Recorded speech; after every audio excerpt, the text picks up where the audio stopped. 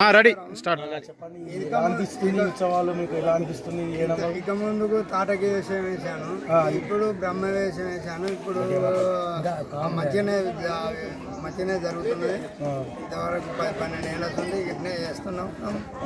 ప్రభుత్వం అయితే ఏమీ అందిస్తాను లేదు, అన్నీ బాగానే చేస్తున్నాం. అన్న కార్యక్రమం అన్నీ నేర్చుకున్నాడు అంటే పంతులు. ఇప్పుడు అంతకుముందు మీరు ఏం పత్రి వేశారు? తాటకి వేసాము. ఇప్పుడు ఏం వేశారు? ఇప్పుడు బ్రహ్మదేవుడు నుంచి ఒక మొదటి 2 రాగాలు వాడు. బ్రహ్మదేవుడరో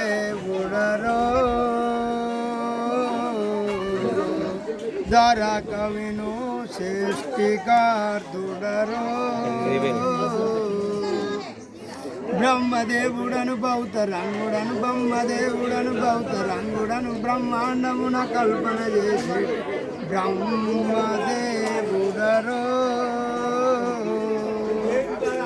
జై పోతులూరి వీర బ్రహ్మేంద్ర స్వామి వారికి జై.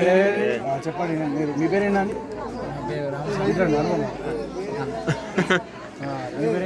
రామస్వామి.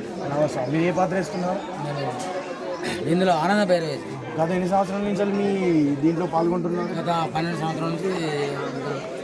ఫస్ట్ రామాయణ వేసినాము, తర్వాత ఎల్లమ్మ చరిత్ర వేసినాం, తర్వాత బ్రహ్మంగా చరిత్ర వేసినాం. అనుభవం ఏంటి దీంట్లో? ఎలా అనిపిస్తుంది మరి? ఇంతవరకు అయితే బ్రహ్మాండంగానే జరిగింది. ఇంతకుముందు కూడా మాకు ప్రభుత్వం నుంచి ఎలాంటి నిధులు కూడా కేటాయించలేదు. మా చందాలు వేసుకొని వాటికి సంబంధించి దాదాపు 1,50,000 ఖర్చు వచ్చింది.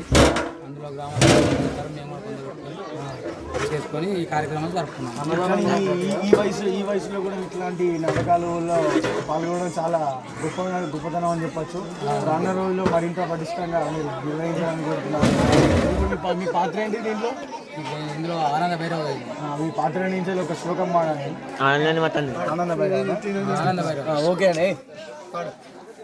చంద్రుడన చెన్ని బాలుడా నేను ఆనంద భైరవాయుడు, కాశీ పట్టణ దేశావాసుడా నేను విజయ సింహ పుత్రుడా, రాజ్యంబులు ప్రజల రక్షించువాడాను, వేదాంతులతో కూడి వ్యర్థతో నుండగా ధరణిసి కడియాల పురమందు వెలసిన మరువక ఇప్పుడి స్వామినే వేడగా రాజేంద్రుడన చెన్ని బాలు.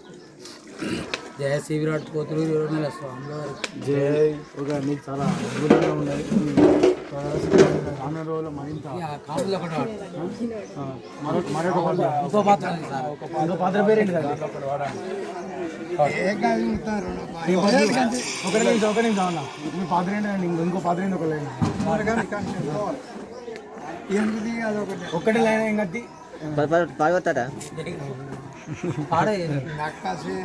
మక్కసేనాలు పోతే నక్కల పాలాయే రాజవార్య, అతని ఫలమేమి తింటే ఫలమేమి కట్